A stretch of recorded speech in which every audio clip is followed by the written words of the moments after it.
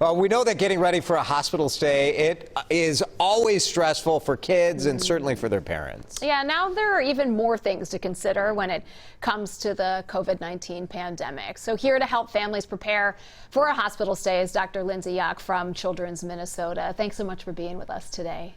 Good morning. Thanks for having me. So why don't we just get right into it? How can parents help their kids before they have any kind of hospital stay, really? Yeah. Parents can help by talking with their children in advance about why they need to go to the hospital and helping them know that everyone they're going to meet when they're there are experts and they're there to help them. Also, they can help reassure their kids that really they'll be there with them the whole time. Well, that's the thing. During this COVID-19 time, we know that restrictions to hospitals have been pretty intense. Parents are able to be with their children the entire time. Is it, if they have two parents, is it both parents? Right. That's a bit of a modification for COVID, just as you said, Heather. What we are doing now is letting two healthy adults be with a child, whether that's for surgery or hospitalizing for some other reason. So parents or guardians, two adults.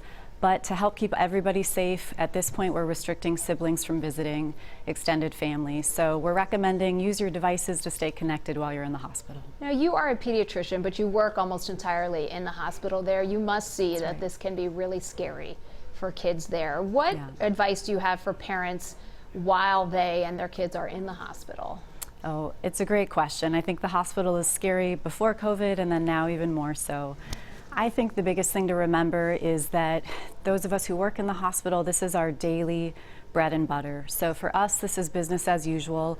We're using those enhanced safety measures. We're all wearing the necessary PPE. We do wellness screenings every day before we come in.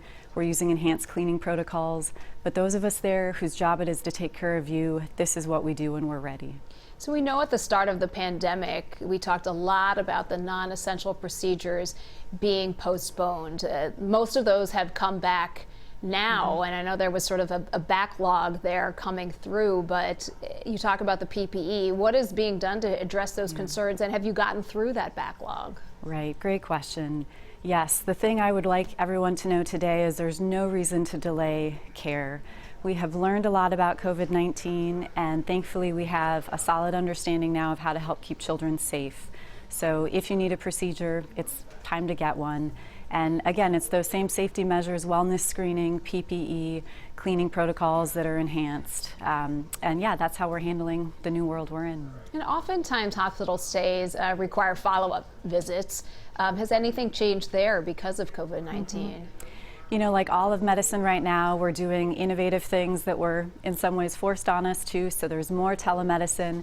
We're certainly doing that at Children's. But anything that requires a physical visit, like a physical exam to make sure a child is doing all right, still come in. Again, the message here is no reason to delay care. Right, right. Dr. Lindsey Yock with Children's Minnesota, thanks so much for joining us this morning. You're welcome. Thanks for having me.